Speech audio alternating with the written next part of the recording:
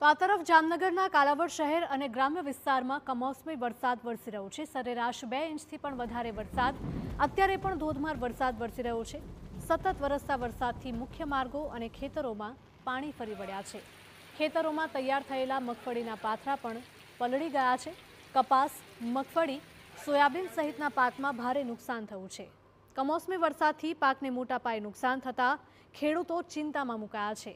નવાગામ, ટોડા, માછરડા અને ભંગડા વિસ્તારમાં વરસાદી માહોલ છે। ખાનકોટડા, વાવડી, નિકાવા અને બેરાજા વિસ્તારમાં પણ વરસાદ વરસી રહ્યો છે।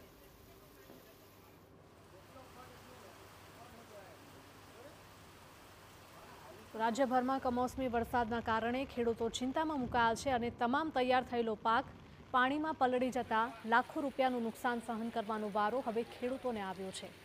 જામનગરના કાલાવડ શહેર અને ગ્રામ્ય વિસ્તારમાં કમોસમી વરસાદ થયો છે। સરેરાશ 2 ઇંચથી પણ વધારે વરસાદ આ વિસ્તારમાં નોંધાયો છે।